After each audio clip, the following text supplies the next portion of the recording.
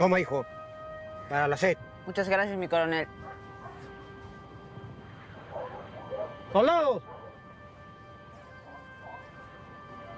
Hemos perdido una batalla, pero no la guerra.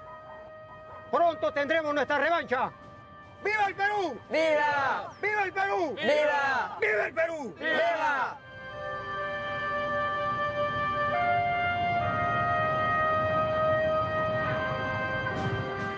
Es fines de noviembre de 1879, durante la guerra con Chile.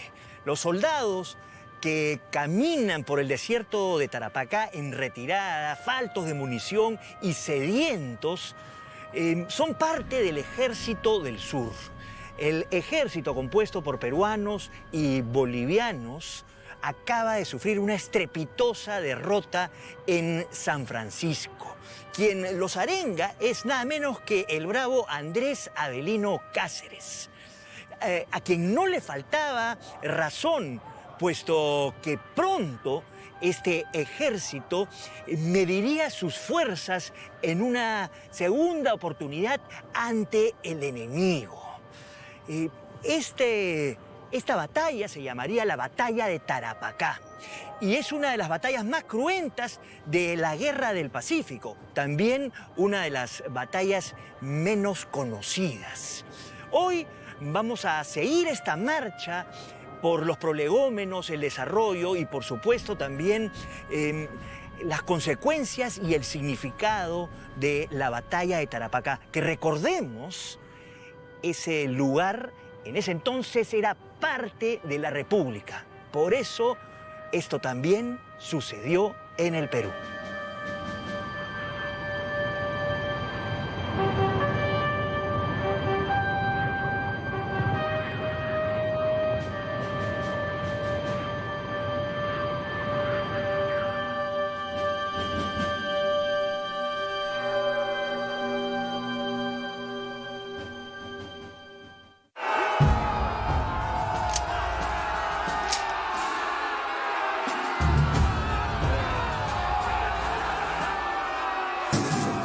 El 5 de abril de 1879, el Perú, aliado a Bolivia por un tratado defensivo secreto, se vio comprometido en una guerra con Chile.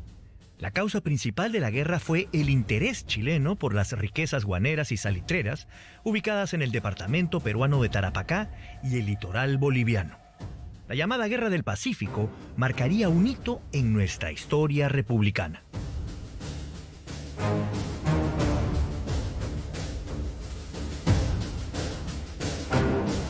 Jorge, gracias por acompañarnos en este viaje en la memoria, sobre todo porque pocas veces se puede uno detener en ciertos aspectos de la Guerra del Pacífico, y en esta nos toca hablar sobre una de las batallas, una de las pocas batallas en las que de pronto el ejército aliado, porque hay que mencionar también a Bolivia y a Perú, tiene un éxito, pero ya vamos a ver que ese éxito es a veces pírrico.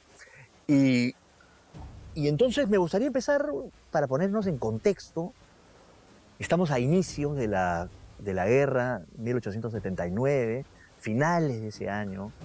¿Qué estaba sucediendo en el contexto peruano, político, económico?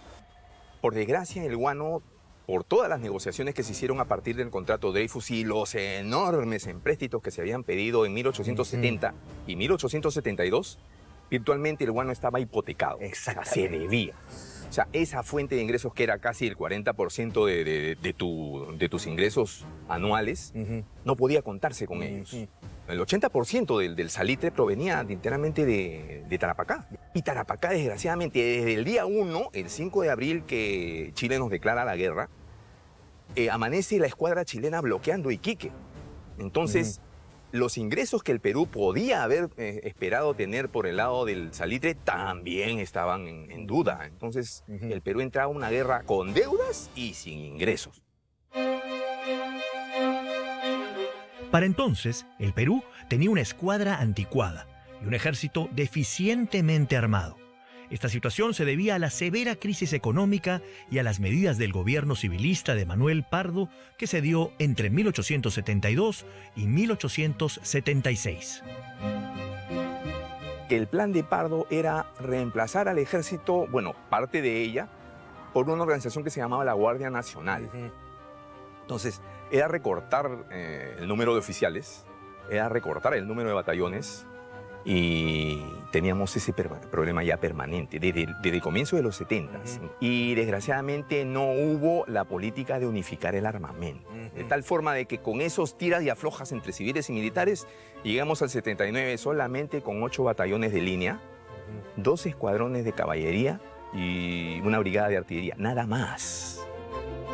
El enfrentamiento entre civilistas y militaristas, que no era un enfrentamiento entre civiles y militares, ¿no? Porque se tiene muchas veces esa idea. Era un enfrentamiento entre dos ideologías, porque dentro de los militaristas hay muchos civiles y dentro de los civilistas hay muchos militares.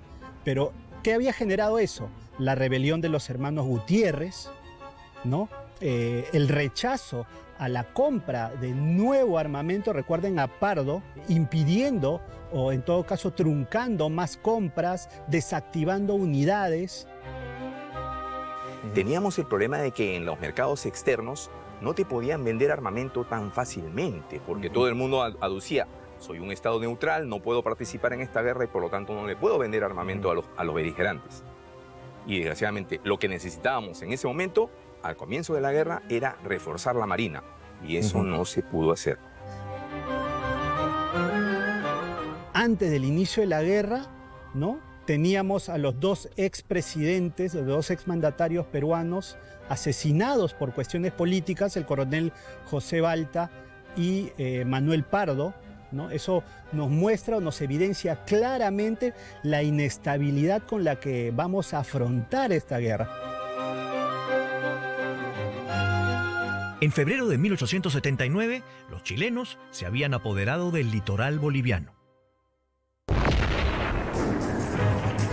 La campaña marítima concluyó con la captura del monitor Huáscar en Angamos, en octubre de 1879. Poco después, en noviembre, el ejército chileno, comandado por Erasmo Escala, iniciaría la invasión del departamento de Tarapacá. El departamento de Tarapacá tenía solamente 38.000 habitantes, y eso representaba el 1.72 de la población nacional de esa época. Y de esos 38.000, el 72% estaba concentrado solamente en 3 ciudades. Estaba Iquique, la capital del salitre, conocida en el mundo entero porque desde allí se exportaba la mayor cantidad. Estaba el puerto anexo un poco más al norte, que era Pisagua, y también estaba la ciudad de Pica, que era uno de los valles más fértiles de la zona. Perú y Bolivia habían concentrado un ejército en el departamento de Tarapacá. El componente peruano era denominado como el Ejército del Sur. Este primer ejército del sur va a estar encabezado por el general Juan Buendía, que era un hombre veterano, ¿no? Y era un oficial veterano que es designado por el mismo director supremo de la guerra, que es un poco un título rimbombante, que era el que tenía el entonces presidente Mariano Ignacio Prado. Su jefe de Estado Mayor va a ser un oficial que fue muy importante también para las fuerzas, que va a ser el coronel Belisario Suárez. El Ejército del Sur fue armado pues así como todo lo que pasó en la guerra, ¿no? Sin ningún orden, pero de todas maneras es la voluntad del pueblo, ¿no? Eso es lo que hay que destacar, ¿no? Que en realidad, frente a todas las necesidades y todo lo que podamos criticar, es el pueblo quien reivindica y quien salva las circunstancias, porque está presente en todas las batallas.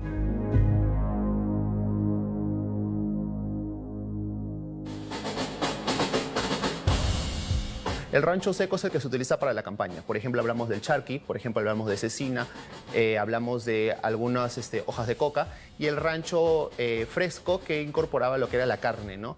Carne de ovino, carne de ganado caprino y carne vacuna, ¿no? La hoja de coca permitía no solamente fortalecer el organismo, sino fortalecer las relaciones sociales de los soldados indígenas. El acto de compartirla, de chacchar, permitía un lazo de confraternidad. Los soldados en medio de un conflicto y en los tiempos libres, por ejemplo, solían jugar a los dados, solían de alguna manera hacer apuestas con dinero jugando a los dados, solían fumar cigarrillos en cuanto a los soldados, entre comillas, costeños, chachar la coca, tocar flautas de carrizo, por ejemplo, tamboriles, cantando yarabíes de sus tierras con las rabonas. Y los arqueólogos han encontrado muchos detentes, muchos escapularios con advocaciones de la Virgen de las Mercedes, Santa Rosa de Lima o distintas vírgenes, ¿no?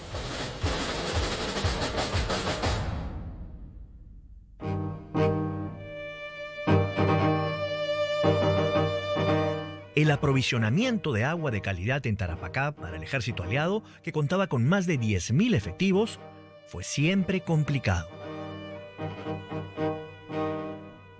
El agua resacada era el agua industrializada que se trabajaba con el mar, y esta agua era principalmente para lo que eran las salitreras, ¿no? Pero que se tuvieron que utilizar para los soldados. El agua de cañería, que justamente estaba conectada con las salitreras, y por lo tanto el acceso era siempre con residuos de caliche, ¿no? Lo cual era totalmente nocivo para los soldados porque les producía disentería y les producía dolor de estómago, por ejemplo, ¿no? Y por último estaba el agua potable, que en teoría debía dárselas al soldado, que tenía que ser traído por lo que son las mulas, los ferrocarriles, ser traído incluso por los barcos.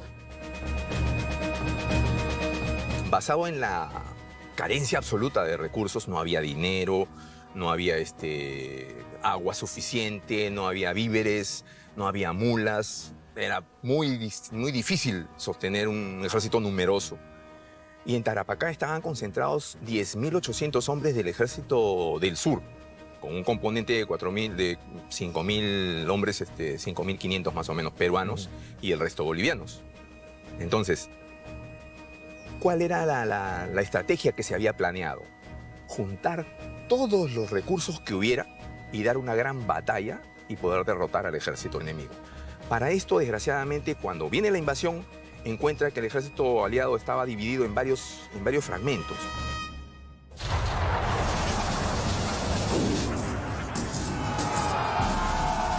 La invasión chilena se inició el 2 de noviembre de 1879 con el bombardeo y desembarco de sus tropas en Pisagua, puerto protegido por una reducida guarnición aliada.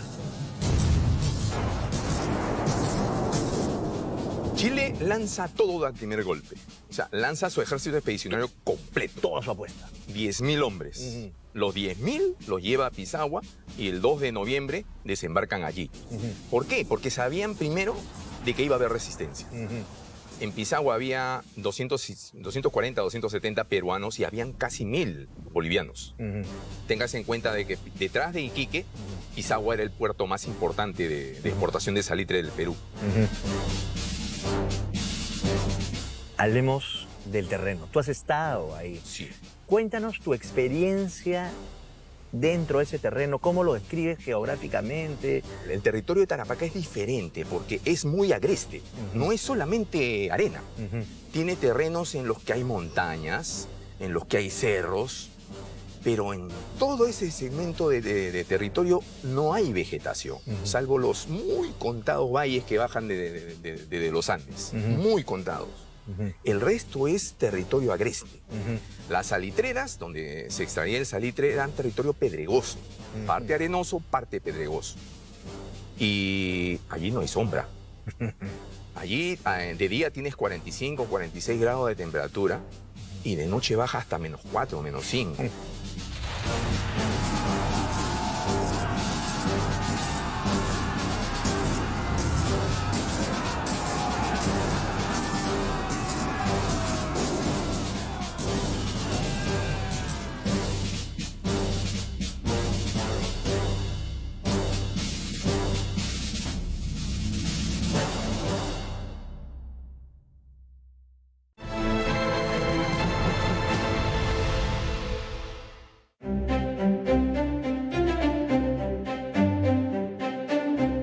El Cepita era un batallón de élite del ejército peruano que llegó desde el Cusco, donde su jefe, el coronel Andrés Avelino Cáceres, era prefecto. En el Cusco, el Cepita recibió el apoyo de distinguidas damas. Trinidad María Enrique Tardón de Guevara es una de las primeras mujeres en ingresar a la universidad. Ella era amiga personal de Cáceres y como ya sabe que se viene el conflicto con el país del sur, ella en su casa en el Cusco forma una sociedad de artesanos y allí le brinda prácticamente educación patriótica. Ella se junta con muchas matronas cusqueñas y ayudan a formar, a confeccionar banderines, los implementos de guerra y las vendas. Entonces, inclusive, forman hospitales de campaña. En esta misma labor está inmersa nuestra conocida Clorinda Mato de Turner, que también es un personaje que ayuda a formar los primeros hospitales de campaña militares que van a la contienda. Cáceres, por lo que hablaba quechua, tiene un gran vínculo con la población andina, que es la que básicamente donde los chilenos no van a poder ganarnos, ¿no? Es uno de los pocos hombres, los pocos oficiales que tiene una formación, ¿no? militar, y además había estado en Europa, había visto técnicas de la guerra, ¿no? Diremos moderna para esa época. Cáceres es un ayacuchano que comparte con su tropa. Y hay testimonio de soldados que comentan, ¿no? Cáceres vivía con nosotros. Cáceres es un indio más, pero con mando. En ese sentido es la identificación. Y Cáceres es un personaje quechohablante. Y lo vemos a Cáceres desde el comienzo hasta el final de la guerra.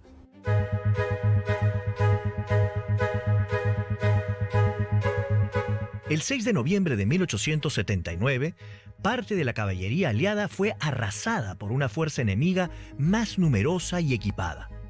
La sangrienta acción fue en Pampa, Germania. La caballería es enviada para tratar de establecer contacto con el enemigo. O sea, es un piquete de caballería, no es toda la caballería, son 90 hombres que son enviados adelante con el coronel Buenaventura Sepúlveda, jefe de los húsares de Junín. Él va adelante, choca con la caballería enemiga, se da cuenta de que hay otro grupo más que se le une, la terminan emboscando y la terminan acuchillando y el destacamento peruano pues, es destruido. Poco después, los jóvenes alumnos de la Escuela de Clases del Ejército Peruano van a toparse con los cadáveres insepultos de la caballería aliada batida en Germania. Son muchachos, casi niños, de la Escuela de Clases, 13, 14, 15, hasta 16 años, que salen de aquí de Chorrillos. Salen de Chorrillos, se van al sur. Cuando van a entrar al Teatro de Operaciones, hay un enfrentamiento entre fuerzas combinadas peruanas-bolivianas y son prácticamente arrasados por la caballería chilena. Son arrasados, son masacrados, son más de 60 muertos. Entonces, imagínense ustedes que ellos todavía están insepultos en el campo de batalla y que pasen los cabitos, que pasen niños prácticamente por esa zona y ver a gente masacrada, ¿no? Gente así degollada. Las tropas chilenas al mando del coronel Emilio Sotomayor se posesionaron de las alturas del Cerro San Francisco. Desde allí dominaban el ferrocarril, los depósitos de agua y el camino a Jaspamba. El general Buendía decidió marchar contra el enemigo.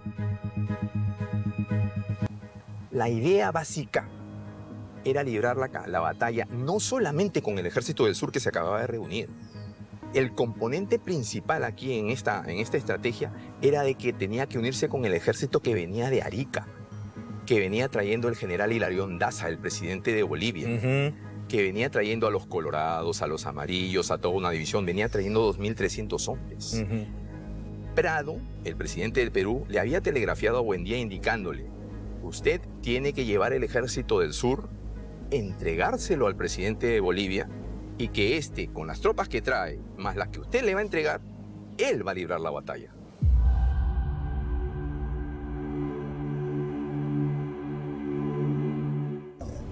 Yo creo que ahí se muestran muchas falencias, pero sobre todo la más importante es la excesiva confianza por parte del general Buendía en la creencia de la llegada de las tropas bolivianas del general Daza o al mando del general Daza, que es cierto, venían en camino y llegado un momento se van a dar la vuelta y finalmente nunca se llega a comprender por qué es que no llegaron, ¿no?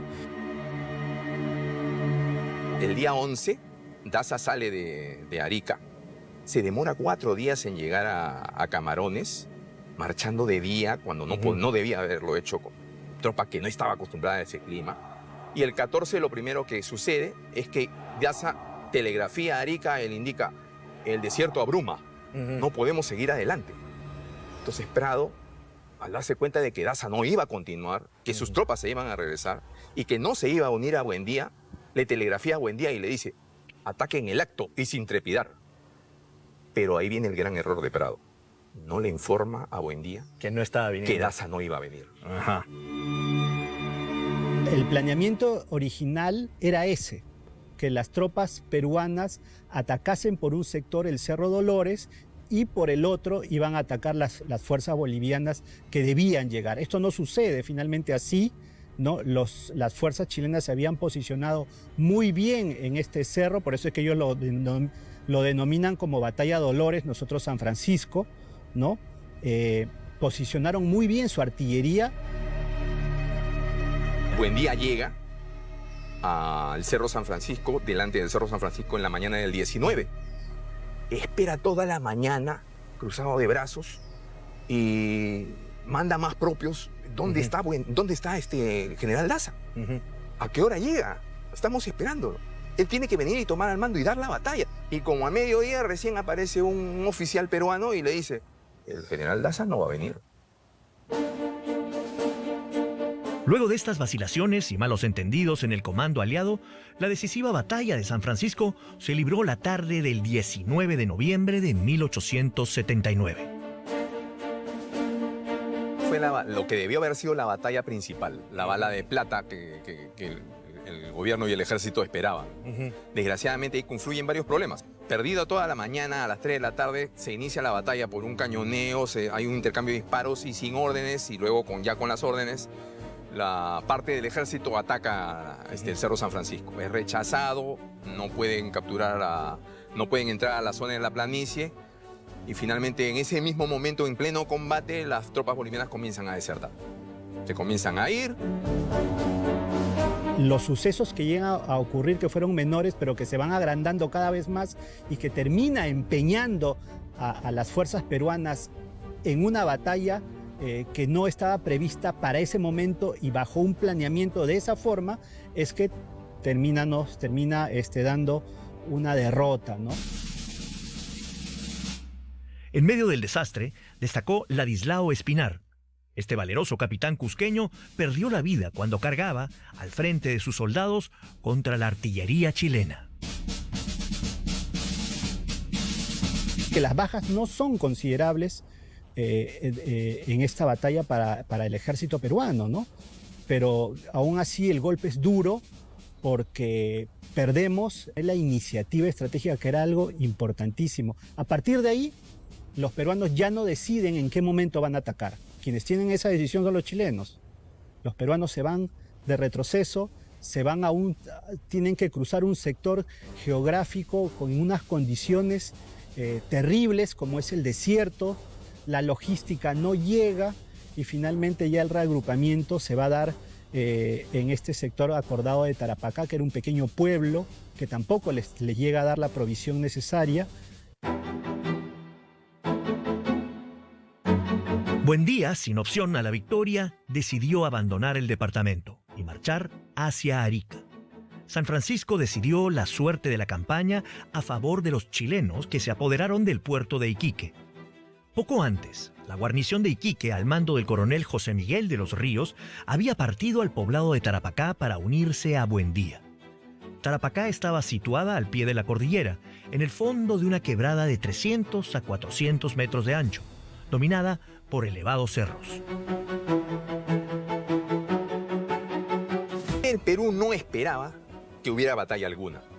En realidad habían llegado el 22 a Tarapacá. Inclusive el 25 ya se da la primera etapa para continuar la evacuación de la zona y pasar a Arica. Ese día 25, 2 divisiones son enviadas a Pachica, 14-15 kilómetros más allá de Tarapacá. Entonces, y solamente las fuerzas que quedaron en Tarapacá esperaban que llegara la división que venía de Iquique, que acababa de ser evacuada.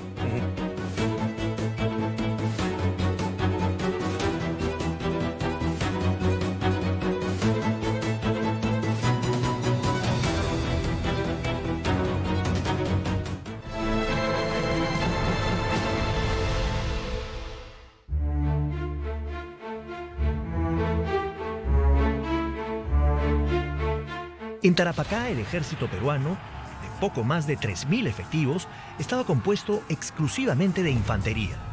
Dice Jorge Basadre, de infantería generalmente de raza indígena, hombres oriundos, por lo tanto, de clima muy distinto, pero a pesar de todo, capaces de estólida resistencia frente al hambre, la fatiga y la sed. En el improvisado campamento de Tarapacá, las municiones escaseaban tanto como los víveres. La caballería había abandonado el campo de batalla en San Francisco, se había ido en masa a Arica. La artillería había perdido sus piezas en la retirada de San Francisco hacia Tarapacá. Solo nos quedaba infantería, nada más que infantería. El peruano es infante por ancestro. Recordemos siempre que el imperio incaico se forma a través de cuantas campañas que duran meses, inclusive años. Y el Inca iba a las guerras con sus esposas. Entonces, ahí también viene de repente para hablar algo de historia sobre la Rabona, que muchas veces le identifican que es del tiempo de la independencia. Los aliados, los bolivianos, había todavía algunos bolivianos, no se habían ido todos. Lo que pasa es que lo que había en el ejército peruano era un batallón llamado Batallón Loa, que en realidad estaba equipado, vestido, armado, como un componente más del ejército peruano. Pero eran 226 voluntarios bolivianos que trabajaban en las salitreras y que se habían presentado como voluntarios para servir en el ejército peruano y formaban parte de la 5ª División.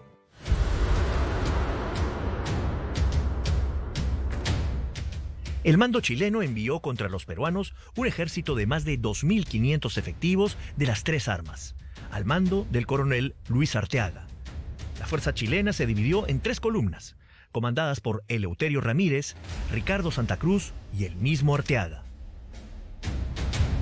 Esa fuerza enviada por parte del general Erasmo Escala, ¿no?, primero a hacer un reconocimiento al mando justamente del teniente coronel Vergara, y posteriormente ya enviando un destacamento completo con infantería, caballería, artillería al mando de su jefe de Estado Mayor, el coronel Arteaga, tenía ese objetivo: destruir, aniquilar ya por completo a esa fuerza peruana que había tenido que retirarse de esa manera a través del desierto luego de la batalla de San Francisco.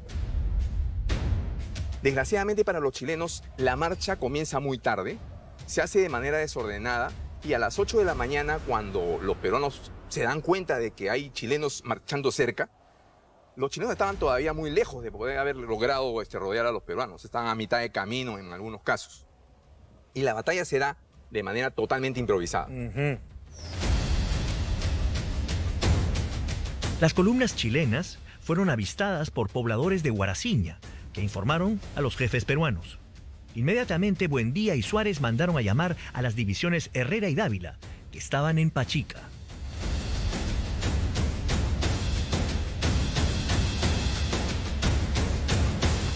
¡Coronel! ¡Coronel! ¿Qué sucede? Vienen los chilenos. Han tomado la quebrada oeste de Tarapacá. Nos van a rodear. Entonces, debemos actuar rápido. No debe ocurrir lo que sucedió en San Francisco, que el batallón Cepita se fracciona en 3 columnas, gane las alturas junto al 2 de mayo. Hoy, la victoria será nuestra.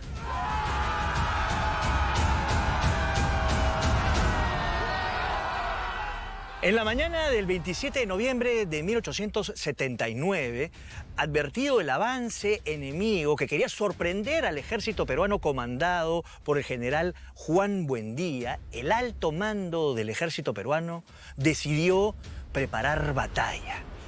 Es entonces que la 2ª División, comandada por Cáceres, decide emprender su vida a la quebrada para tomar la cumbre, y donde los bravos del batallón Cepita y el batallón 2 de Mayo deciden atacar decididamente al enemigo, sobre todo a las primeras avanzadas del ejército chileno. Así empieza la batalla de Tarapacá.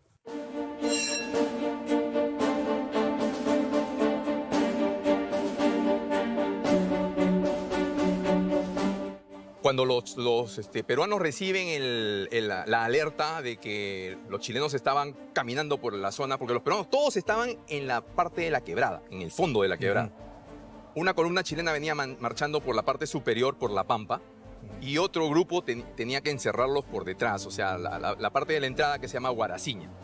Al darse cuenta los peruanos de que los chilenos estaban en la zona alta, ordenan de inmediato, ¿saben qué? Envíen tropas aquí para tratar de cubrir la zona del alto, presentarles batalla allí, y otros grupos, primero cubrir Cerro Redondo, que es una estribación un poquito elevada, y el resto salir al encuentro de los que vienen entrando por Guaraciña. Entonces, hecho esa distribución de fuerzas, los peruanos toman la iniciativa y pasan al contraataque. Fue Cáceres quien toma la iniciativa de lanzarse a la ofensiva, pese a esa situación tan adversa, ¿no? Teniendo la fuerza chilena, teniendo el dominio de la altura, ¿no? Porque finalmente Tarapacá era un pueblo que se encontraba como una especie de hondanada, ¿no? Era una especie de olla, estaba rodeado por alturas distintas, ¿no? Por una especie de cordilleras. Y vamos a verlo entonces a Cáceres liderando a su división junto a su batallón histórico, el Cepita, atacando de manera sorpresiva a esas fuerzas chilenas que no esperaron esa acción ofensiva, ¿no? Los chilenos sorprendidos, incapaces de poder reaccionar, van a tener que retroceder. En esta subida a la Pampa, Cáceres fue apoyado por una parte de la 5ª División del coronel Miguel de los Ríos. Una de las fuerzas que eran precisamente puramente de Guardia Nacional era la 5ª División del coronel Ríos, que había estado en Iquique como guarnición, y que tras la derrota de San Francisco es movilizada y es enviada ya a reforzar al ejército, ya retirarse, abandonar Iquique y pasar a Tarapacá. Esta fuerza llega el 26 muy agotada y tras descansar solamente unas pocas horas entra a combatir junto a las fuerzas del ejército de línea y combate tan bien o mejor que cualquiera de las otras. Y eran civiles. A las 11 viene la 3ª fuerza que venía también por el lado de la Pampa y refuerza a los que estaban arriba. La fuerza del coronel Santa Cruz es reforzada por el coronel Arteaga, que era el comandante de todas las fuerzas chilenas que venían al ataque. Mientras que al pie venía atacando pues, el coronel Eleuterio Ramírez, comandante del 2º de línea. Ellos venían por el lado de la quebrada. Cáceres y Ríos son los que van al contraataque, son los primeros que suben y son los primeros que le dan cara a las fuerzas chilenas en la parte de la Pampa. Hacia abajo lo mandan a Castañón, al Cerro Redondo, y abajo combate Bolognesi.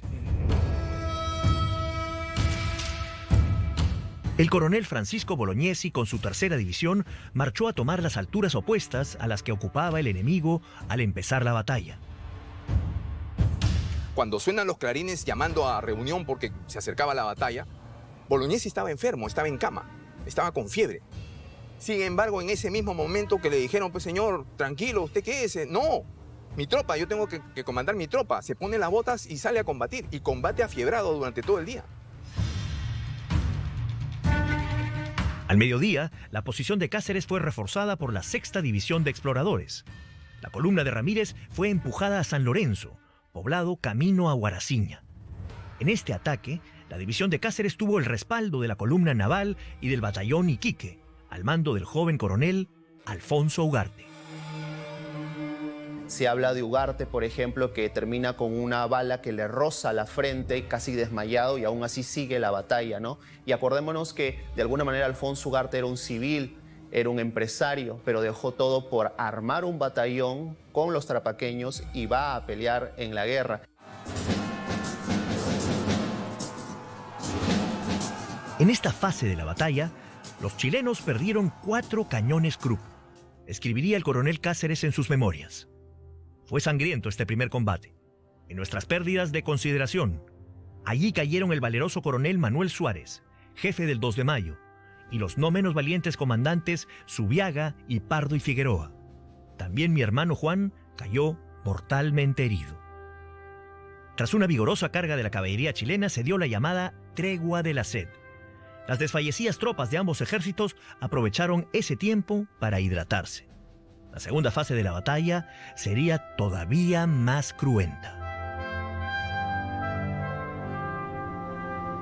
En realidad es una tregua no pactada, sino que los soldados tuvieron que ir a buscar agua porque no iban a poder seguir la batalla, ¿no?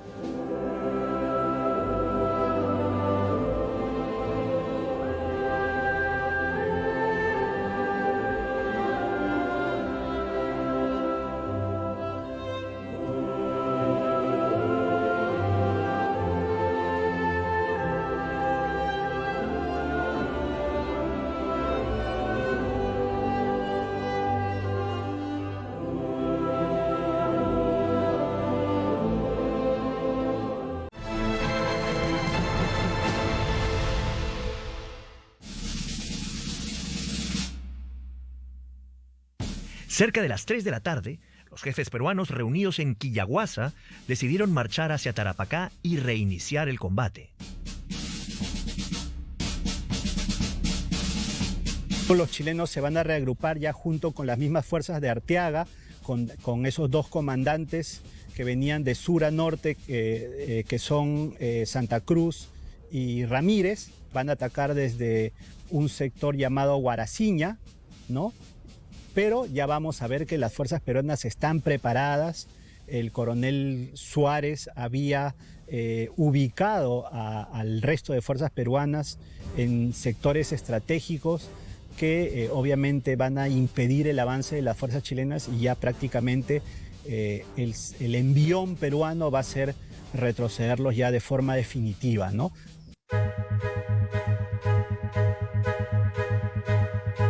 El ejército peruano se había visto reforzado con la llegada de los 1.400 hombres de las divisiones Herrera y Dávila, llegadas de Pachica.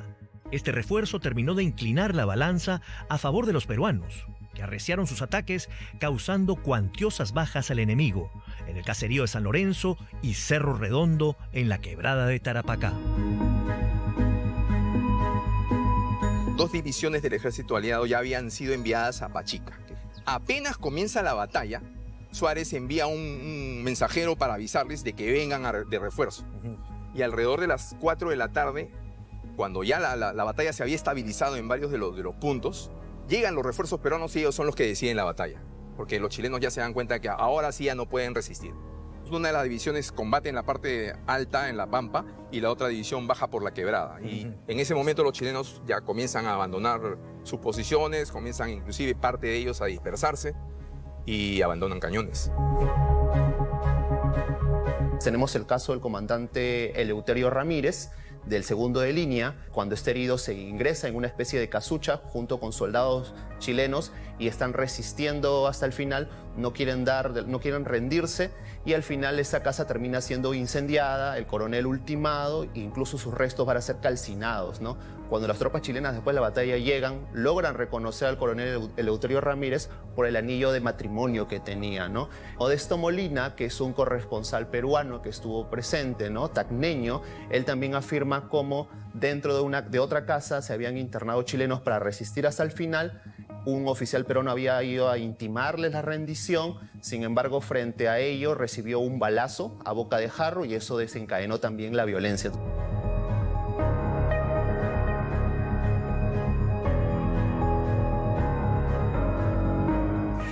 En una intensa lucha en el Cerro Redondo, en la quebrada de Tarapacá, el soldado cusqueño Mariano Santos arrancó con sus propias manos la bandera del segundo de línea, el emblemático regimiento chileno de infantería.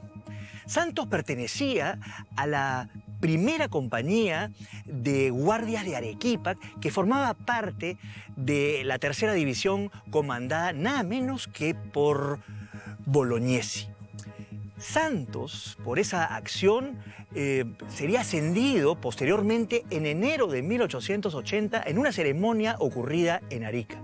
Pero él muere algunos años después, en 1900, y cuenta el comercio que más de 3.000 cusqueños acudieron a ese funeral, alabando el heroísmo del valiente de Tarapacá.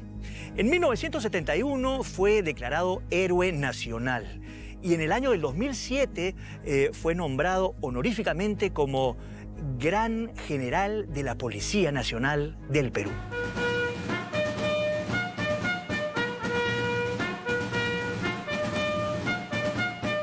Es una batalla larguísima y obviamente, aparte de que no contábamos con los medios para poder perseguir a esas fuerzas chilenas, hacer una acción de persecución para poder finalmente aniquilarlas, también estaba el tema del cansancio, ¿no? Por un largo enfrentamiento que prácticamente va a durar todo el día, ¿no? Vamos al mérito enorme de las fuerzas peruanas y de sus jefes y de la tropa en presentar batalla improvisando una red defensiva, contraatacando donde hubiera que contraatacar, moviendo tropas de un punto a otro y tratando de, en todo punto, ser superior para poder vencer. En los últimos tramos de la batalla, los peruanos cogían los fusiles de los chilenos muertos y su munición para continuar combatiendo, porque ya no había munición para el armamento que ellos tenían. El fuego cesó a las 5:30 de la tarde. La victoria peruana era indiscutible. Se había peleado durante más de 9 horas y las bajas chilenas superaron los 550 muertos. En Tarapacá también estuvieron presentes las abnegadas mujeres, conocidas como rabonas.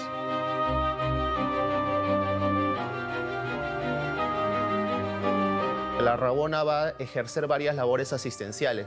Son las primeras enfermeras, incluso cuando la Cruz Roja todavía no se estaba consolidando en los primeros campos de batalla, ¿no?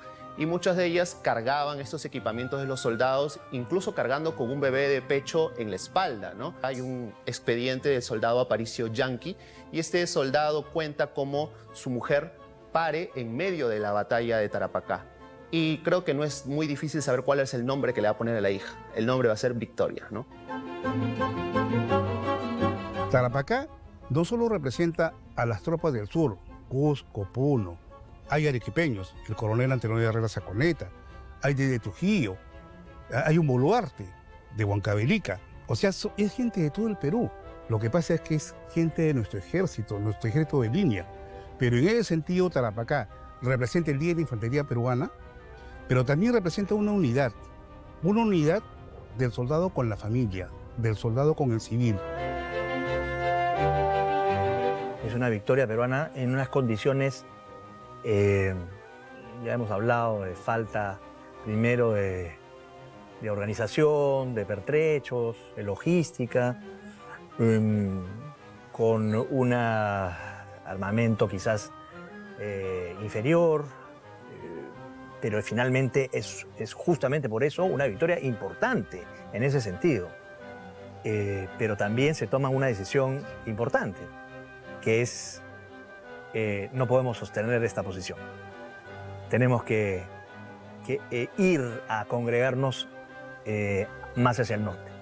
Entonces es una victoria que deja un sabor distinto, ¿no? O sea, no había posibilidades de que el ejército, carente de municiones, carente de punto de apoyo, carente de refuerzos, carente hasta de víveres, pudiera sostenerse en una región así. Más aún si acababa de perderse la base principal, que era Iquique. Entonces, ¿dónde te ibas a conseguir vitualla, lo que necesitabas para poder volver a hacer una campaña? Imposible hacerlo. Entonces, había que retirarse.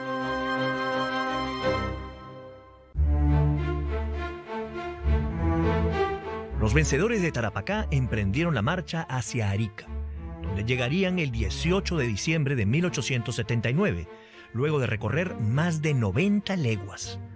En Arica fueron privados del mando el general Buendía y el coronel Suárez, y sometidos a juicio por orden superior. Esa marcha que tienen hacia Arica es una de las marchas más atroces que tiene el ejército peruano, porque tiene que estar replegándose, yéndose por las quebradas para poder escapar del enemigo.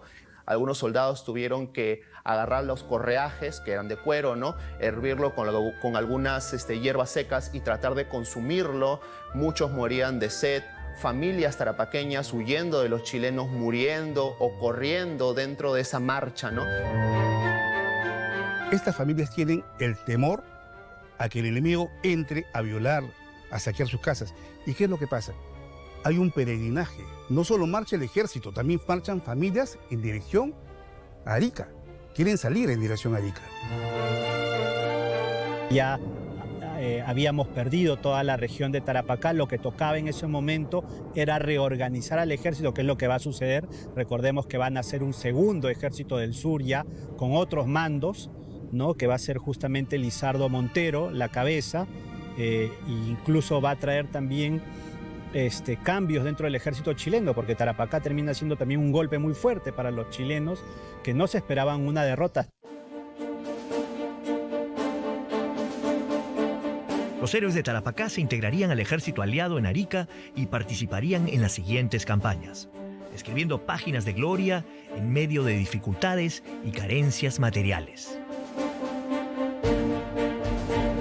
El soldado peruano muestra realmente su espíritu, su valía en esa batalla de Tarapacá, ¿no? Es la muestra clara de que si hubiese habido un liderazgo como el que tuvo Cáceres en ese momento, que después va a ser protagonista también en la defensa de Lima y finalmente va a ser el gran hombre que se va a erigir en la salvación del honor nacional en la campaña de La Breña, se hubiesen podido lograr mejores resultados, ¿no?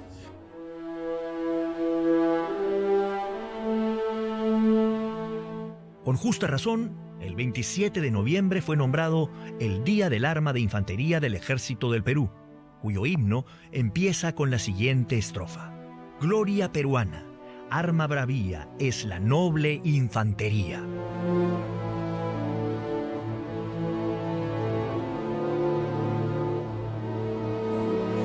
Dice nuestro historiador tacneño, Jorge Basadre, que en efecto el gran héroe de Tarapacá fue el soldado peruano anónimo. En los nichos y placas murales de la cripta erigida en el cementerio de Lima, y se refiere a la cripta de los héroes del presbítero maestro actual, lo representan el corneta Mariano Mamani y el soldado Manuel Condori.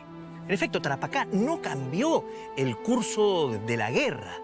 Sin embargo, demuestra lo capaz que puede ser el soldado peruano si tiene un buen comando. Recordemos a los peruanos y peruanas que supieron dar la cara, sobre todo en momentos de emergencia y en defensa de su tierra y patria. Nos vemos en la próxima.